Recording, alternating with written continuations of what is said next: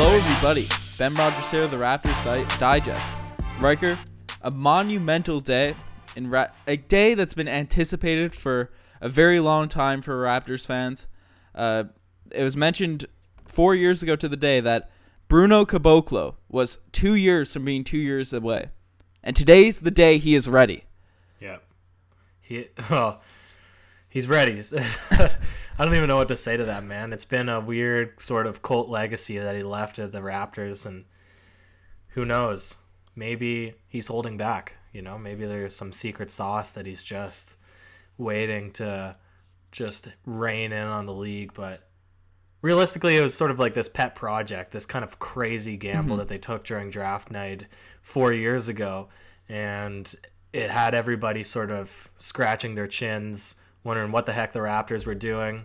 Didn't quite pan out, but it certainly left a lasting memory for Raptors fans. He got, like I said, this weird cult following. Yep. Yeah, and that quote that 2 years from being 2 years away became Classic. Monumental. For people that haven't seen it, we're going to throw it up here now. This is the all-time swing for the fences pick. First of all, he's described as the Brazilian Kevin Durant. He's 2 years away from being 2 years away, and then we'll see. Oh, but he's a great athlete with upside down the road, like Sao Paulo. Oh, no, wait. You just said 2 years away from being 2 years away. Just a monumental moment in Raptors history. Yeah. What, Riker, in your opinion, how do you view Bruno Caboclo?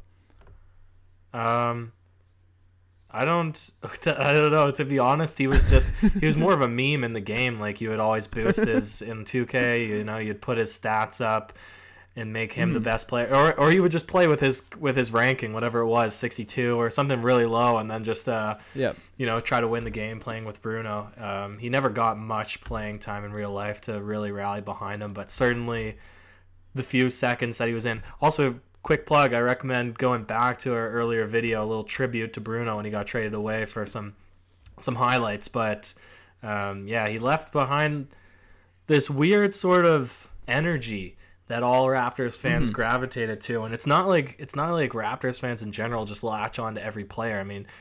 I mean, we love Malcolm Miller, the Brazilian KD, but that's only because of the new Brazilian. That's only because of the absence of Caboclo. But does anybody else cheer for Malcolm Miller? Probably not. There's no chance for him or anything. So he just somehow gained this like really interesting popularity, and I think it's because the pick was so surprising that people were like, well, might as well rally behind him. Yeah. And he was a friendly guy too, a friendly face. But as you mentioned, he got traded from the Raptors midway through the season to Sacramento. For an update on Bruno, he averaged 2.6 points per game for Sacramento, played 10 games for them. And fascinatingly, he never scored a point for us at the beginning before he was traded this season, the 2017-2018 year. But he had a couple promising games. So he actually played. He played 2 games. So 3.5 minutes per game. So he probably played about 7 minutes. So it's fair that he got 0 points. But it's going to be interesting. Do you think Bruno will latch on to another NBA team? Because he's a restricted free agent now. I doubt it. I doubt any regular season team. Let's look at the desperate teams. We probably have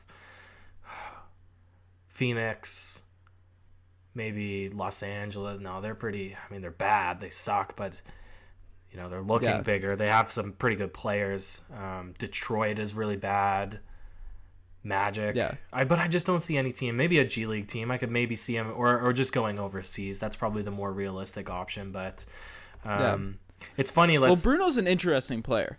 He's an interesting player because he's still it feels like he's been in the league for about, this whole Raptors run. So he's been in the league since 2014. He's still only 22 years old. He's younger than Kyle Kuzma. So, maybe it was right. Maybe this is the year he has a breakout season. With you though, I don't think he'll have a breakout season in the NBA if he's not actually on a roster team.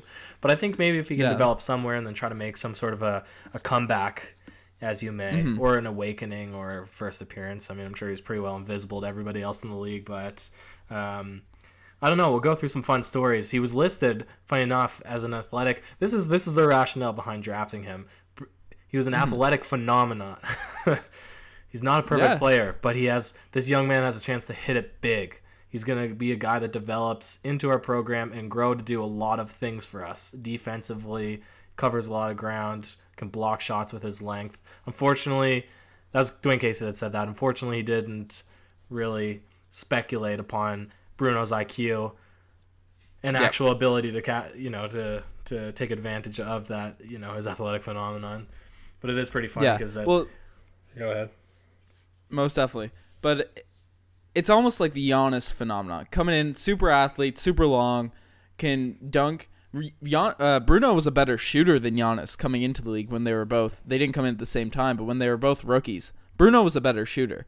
But you mentioned it.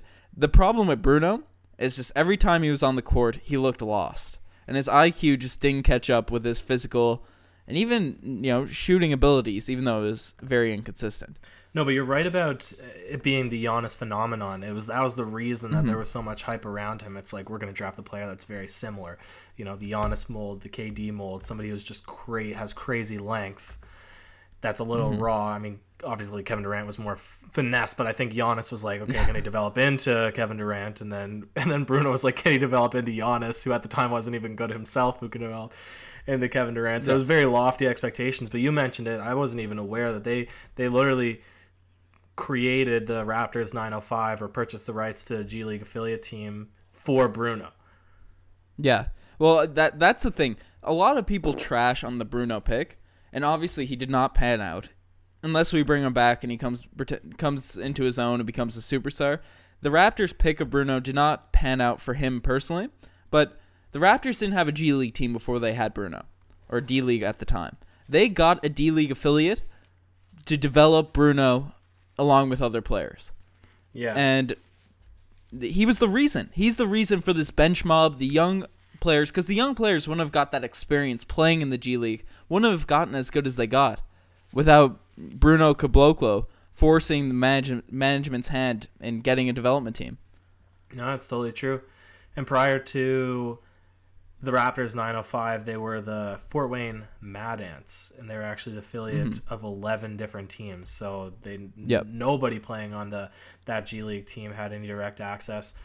So you're right that certainly having that one-on-one coaching, having a specific staff, having one team that you're competing to play on or working towards playing on did wonders for the bench mob. And they're really the only reason that we had such a good regular season, is because we won games against teams that we should have beat. A team like Cleveland in the playoffs, right? One person takes advantage. LeBron takes advantage. But a team like the Magic in the regular season, we beat them down with our starting lineup, and then the second string lineup continues to beat them down. That's why we had those 40-point games. It's because bench mob was ready.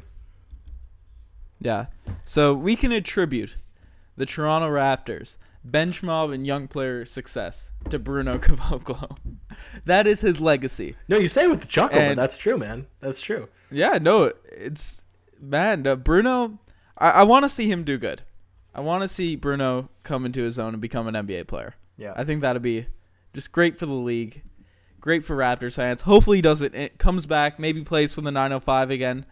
Well, man, the question is, the place for the 905, that'd be cool. The question is, though, he was definitely a hero to the Raptors fans. Mm-hmm. If he somehow cracked the roster, right, the regular season roster of, well, obviously not the playoff roster, gosh, but if you crack the regular season roster of any NBA team besides the Toronto Raptors, and forgetting the Kings because neither of us watch any games for the Kings, but assuming he makes another team, and do you think that he'll ever get the same sort of following? Will fans of any other franchise be as excited, as demanding, yelling chants from the stands to get this man in the game? Do you think it'll happen again?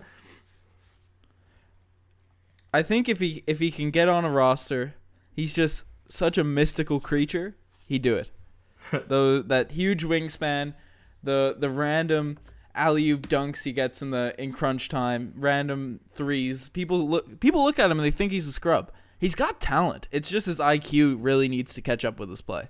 Yeah. So, I think he could become a cult figure around the league. All right. Well, hopefully it happens. Hopefully it happens. Well, if any big news on Bruno, Raptors Digest is your hub for all Raptors news. Obviously, free agency coming up. Crazy, crazy stuff happening. So check out the Instagram, the Twitter. Keep tuned to all that stuff. You're the best for listening, and big things coming. Aye.